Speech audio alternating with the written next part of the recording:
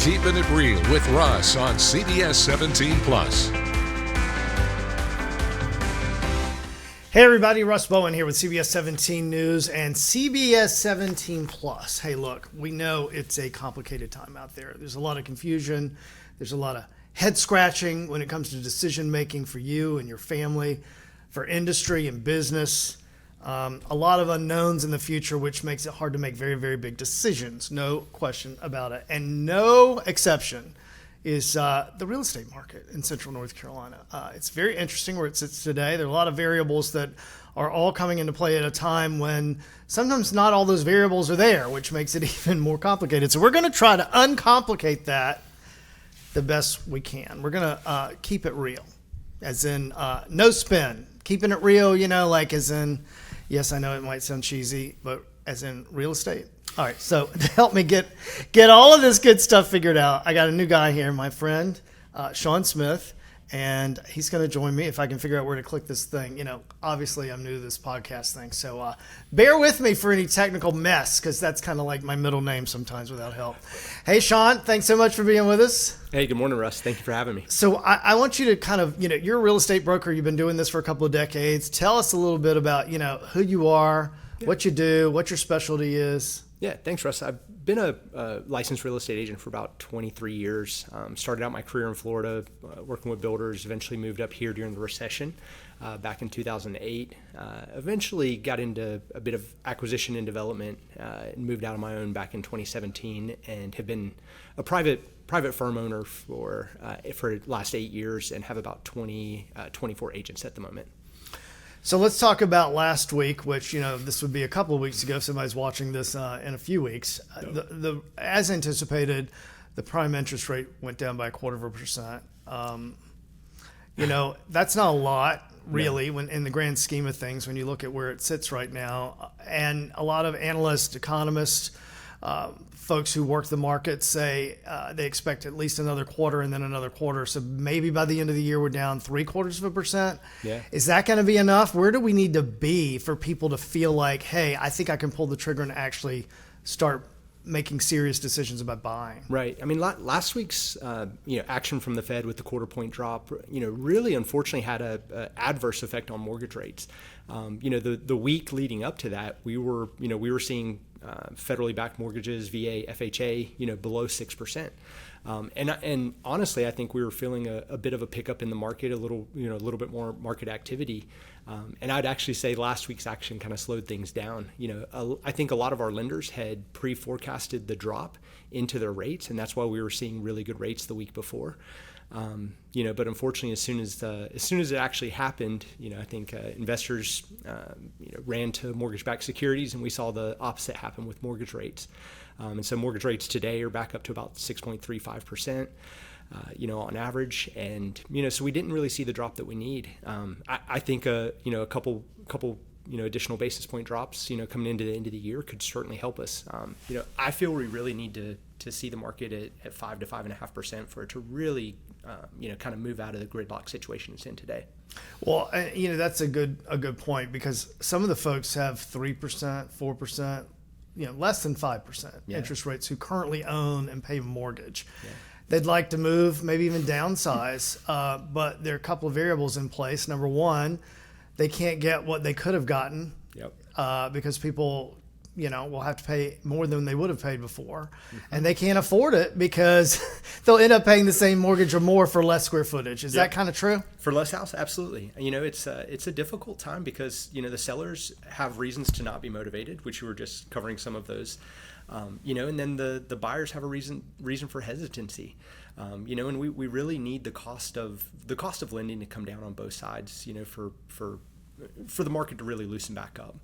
I do think it'll happen, but we're going to need to see rates back in the 5s, for it to happen. We need a much larger percentage of the buyer pool out there to be able to actually afford a home, and that really starts to happen once you get down into the mid 5s, low 5s. So I did a little of my own unscientific research today, which is called Google, and type in my question. Oh yeah. All right. So I this is high for me, at least I think historically, because I do look at this quite a bit. In Raleigh city limits alone, we're looking at roughly 2,200 properties for sale. I don't mean land. I mean manufactured homes, townhouses, condos, apartments, and homes and residential homes. In Wake, it's 5,800. Yeah. Over in Durham County, 1,500. Yeah. This is a lot, right?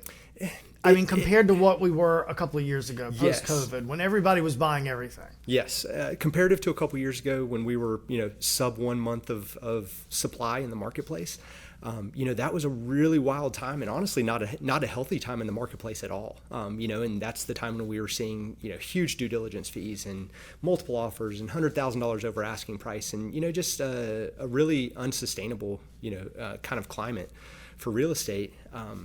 That is definitely wavered, and we're not there anymore.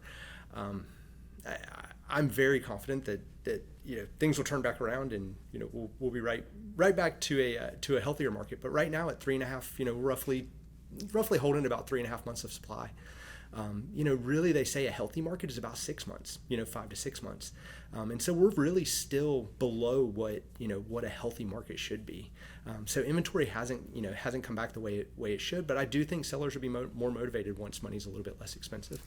Are sellers doing more to sell? In other words, are they, giving incentives, say, $10,000 to, up front you can have to make any repairs you need. I mean, all kinds of things we've seen in the past, but are you seeing more of that? A lot of it, and especially from the builder side of things, right? The builders have deeper pockets than you and I as an average seller, right? We go to sell our homes, we don't want to give up the money, but builders, they're trying to make money for investors, stockholders, things like that. So builder incentives right now are huge. Resale homes, they're certainly starting to get into that, rate buy downs or closing cost concessions, or really making sure, I mean, as far as my company and working through listings, like we're going further beyond than we have in many, many years with prepping the homes for the market and things like that. Homes that are well priced and well prepared for the market are still moving really, really fast. And these are people who are realistic, right? Absolutely. These are people who are, I'm just going to make up a number. Let's say my neighbor sold 3 years ago for $700,000. Mm-hmm. And I'm like, I can get 750. I can get 700. That's not necessarily realistic today, correct? Yep. So how much are you seeing people saying, I'd rather unload this for 650, maybe get a couple of offers and get it above that. So I'm not paying another 6 months to a year in mortgage. Yeah.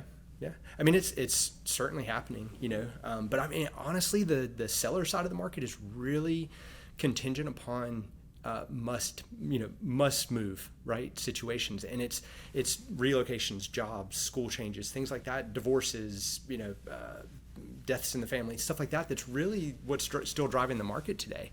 The people that don't have to sell aren't selling right now. And I kind of agree with it.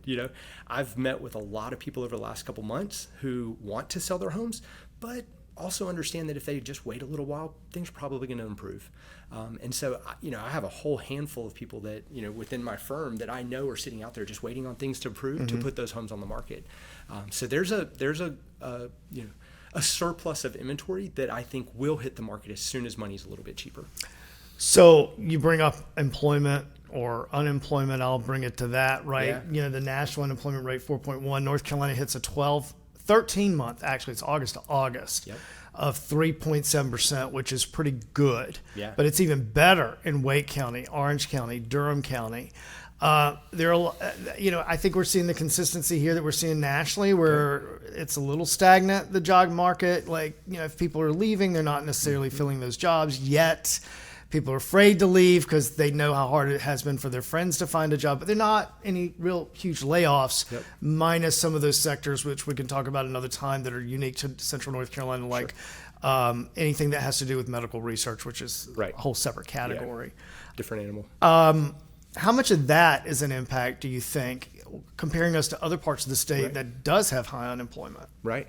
I that's been a bright part of the Raleigh greater area, Wake County Triangle area real estate market for many, many years, including the Great Recession, right? Yeah, I mean, we did better than a lot of other parts of the country. Yeah, I mean, that's what drove me here back during 2008 was, I was in Florida. There was nobody hiring in Florida, right? I mean, I was completely unemployed to the point of, I wanted to stay in the real estate market. I knew I had to go somewhere else.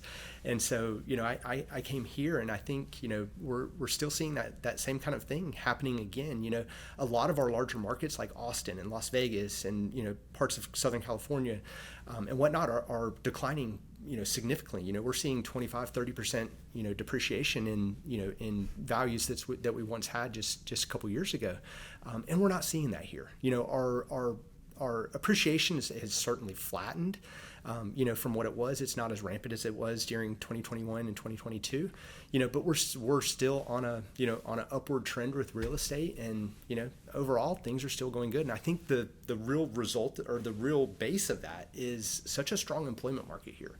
And that hasn't changed, and it's only gotten better as North Carolina has worked to bring in more employment, more economic growth opportunities. And we keep ranking, and every really ranking exciting. There is best place to live. I mean, whether it's Raleigh, I saw Cary on 2 lists the other day. Yep. Even Durham makes it.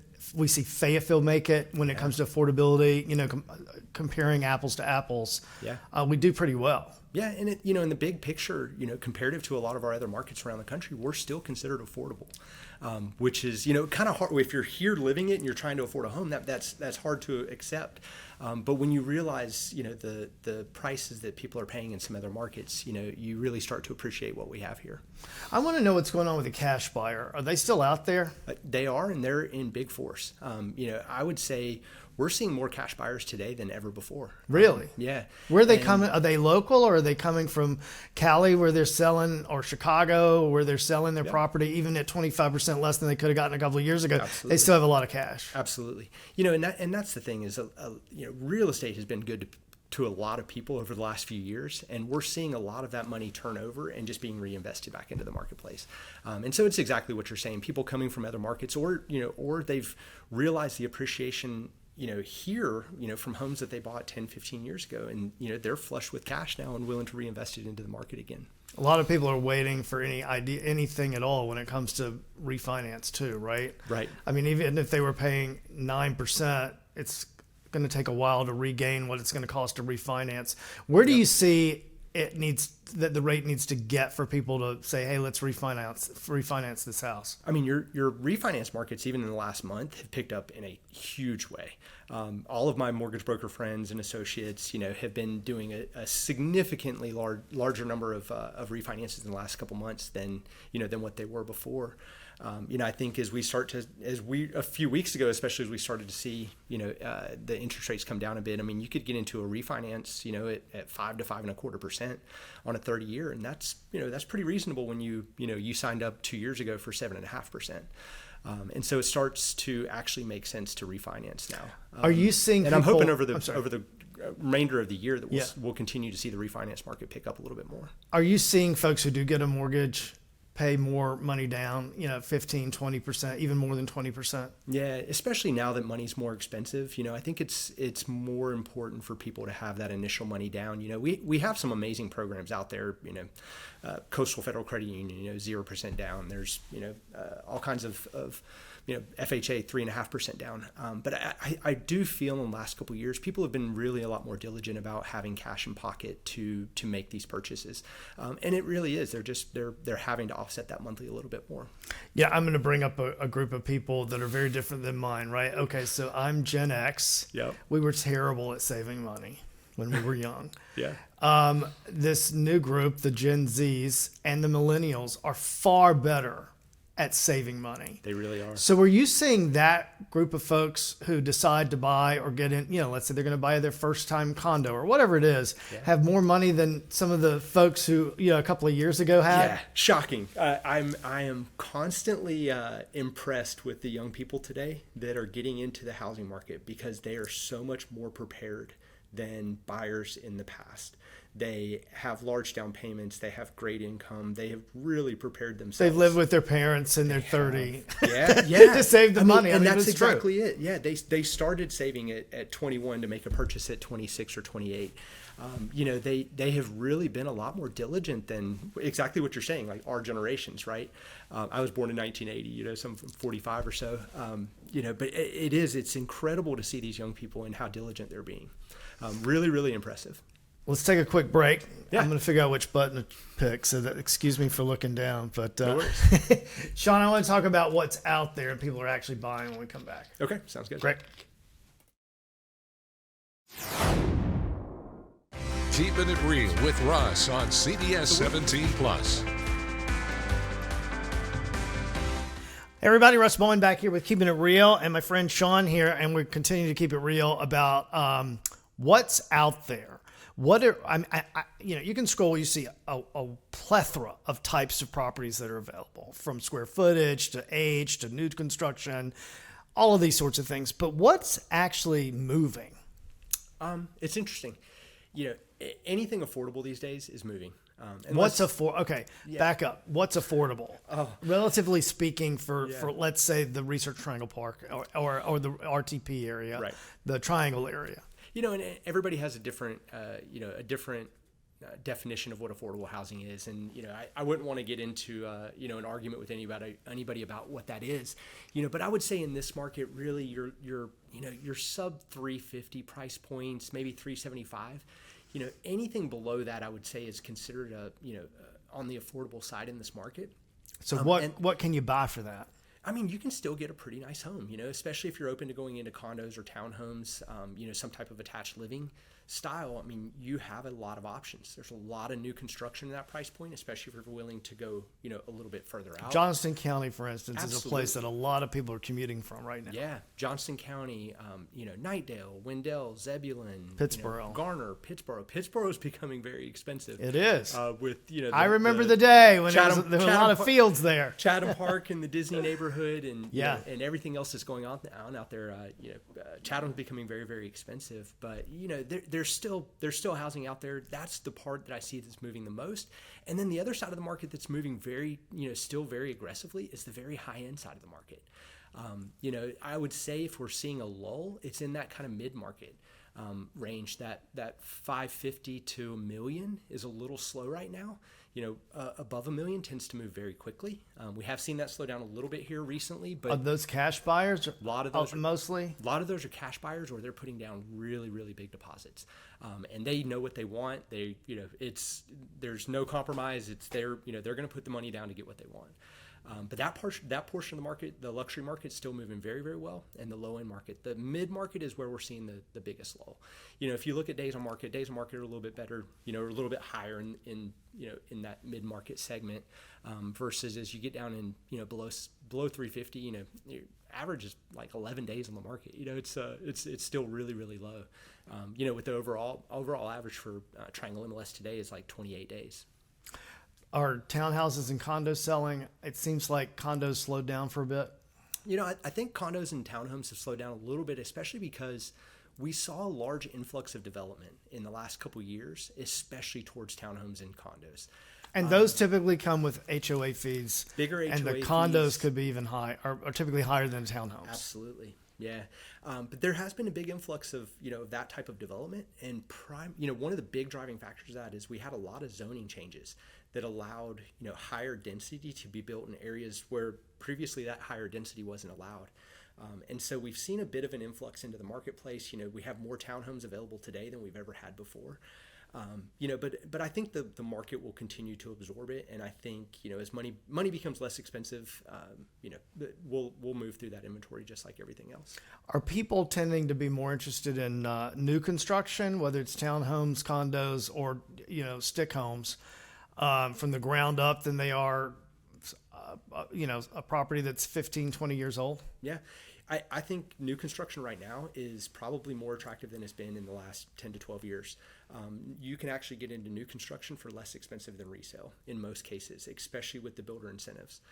If you have a good broker that's working with the builders and understands the incentives, they'll curtail packages that are really, really incredible. It's not uncommon to see them throwing $25,000 to $40,000 in incentives at buyers right now. What are seniors doing who want to downsize? Are they hanging on, trying to, waiting for those rates to get down a bit, because they kind of know what they need to make off their home to live the lifestyle they plan to at 65 plus? Absolutely. I think that's another challenging portion of the market. And a lot of the people that I see currently kind of delaying selling are older people who would typically downsize into a smaller home. The problem is right now they downsize into a smaller home that's not necessarily less expensive. And if they have to finance, it's, they're actually ending up paying more money. So that's a demographic that's really gridlocked right now. They're not moving as fast as they normally would. And then the other side of that is there's not a lot of inventory out there of smaller homes for them to move into. They don't want to go into lesser quality, and unfortunately we're not building a lot of nice, smaller, say 1,400 to 2,500 square foot homes. Like, for instance, all the homes we saw, and I'll use the Sears and Roebuck example, the homes with a kit. We did a lot of construction after the Second World War, for those size homes. You see it all over America, including right here in Raleigh. But we've not seen a whole lot of that recently. No. Homes have just gotten, as land costs have gotten higher, building costs have gotten higher, builders have to build bigger homes to make the margins that they need. And, it's kind of an unfortunate situation where we're just not building the smaller homes that the market really, the market really demands. There's been a lot of talk with folks in Congress and at the state legislature about incentivizing contractors and builders to, build just what you're talking about. Is that something you think would get things moving in a way that a couple, let's say one's a teacher, one's a firefighter, they shouldn't have to drive, I agree, 45 minutes to serve the public. Yeah, we have to do something different with housing inventory. Fed Chair Powell, when they did the cut last week, in his speech, he even talked about how inventory is really the ultimate problem in housing right now. It's he's kind of taking the pressure off of himself, saying it's not really the rates, right? It's the underlying problem is systemically with inventory, and it's it's in most of our markets across the country. There's very few markets that have that are sitting on a surplus. Just in Wake County alone. From wakehousingdata.org. It's a great report. I don't know if you've ever seen it, but it's stating between now and 2035, we're going to be at about a 230 unit deficit in residential housing. And that's just here. That's in our local market. And, wow. We're building about 13,000, residential permits a year. We need 20,000 residential permits a year. And so if we're going into a 7,000 a year deficit for the next 10 years, that's another 70,000 down. So, it just doesn't work.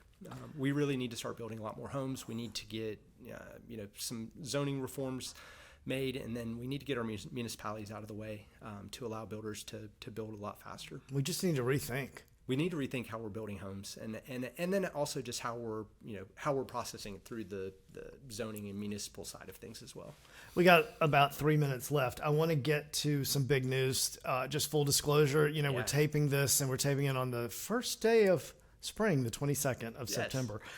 Let's talk a little bit about this big news coming from Compass. Yes. Who's Compass? What are they doing? And what do you think is going to happen when it comes to your industry with this big, big purchase? Yeah. So, didn't really plan on talking about this coming into this, but this morning, really big news came out about Compass. One of the larger real estate firms here in the United States is purchasing Anywhere real estate. They are a huge franchise company that owns a lot of our major brands that we know, Century 21, Better Homes and Gardens, Sotheby's, Caldwell Banker are all owned by Anywhere Real Estate. And Compass is buying that company for $1.6 billion, which will make them the largest real estate company in the world with over 340,000 agents. The really interesting thing, and probably the best strategic move by Compass in doing this, is the control that they're going to gain over the luxury real estate market. Is that a good thing or a bad thing, or we don't know? We'll see how it plays out. I for one, I own a very, very small firm, 24 agents. Kind of a boutique agency. Boutique agency. I'm the opposite side of what they're. You're a small business. Very small business, and so I'm the opposite side of this. But I do understand why they're doing it, and I think with the acquisition of Sotheby's and Cochrane Real Estate, they're going to have a really big hand in the luxury real estate market with this acquisition. Could be very exciting for them. Do you think it means more uniformity when it comes to all of these agencies? I think you'll definitely see it.